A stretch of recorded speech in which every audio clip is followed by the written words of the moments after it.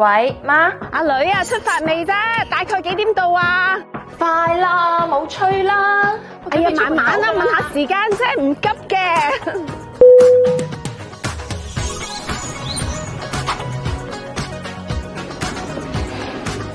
Surprise！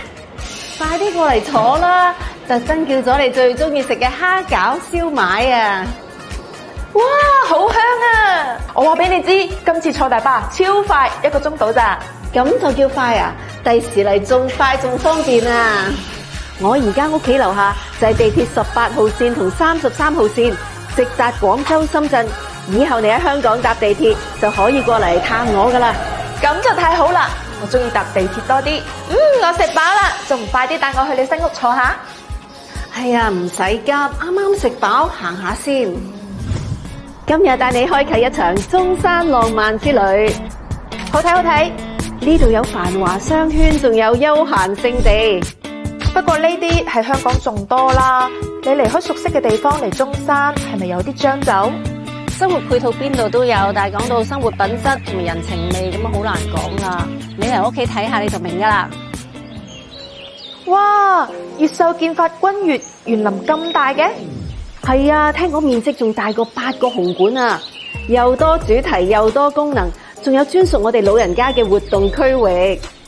咦？標識牌係雙語嘅，太細心啦吧？越秀呢個小區咧喺細節上真係好落心機噶，因為佢哋唔係淨係交樓，係想交一種生活。無論係園林設施，淨係以後樓下嘅配套，全部都係為咗業主住得舒服方便。難怪你成日話住得開心啦！呢度啊，真係同香港太唔同啦！上樓嚟我間屋睇下，你會覺得更加唔同噶。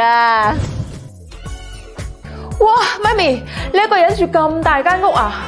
係啊，你睇呢個南北對流，成日都有陽光噶。而且呢度裝修用料又足，冚唪唥都包晒。你帶個人嚟啊，就可以入伙噶啦。真係好羨慕啊！我揀君悅就係因為佢哋真係做到好房子啊！衣食住行方面，返香港又快，社區嘅建設同運營又好貼心，令我住得好舒適同安心。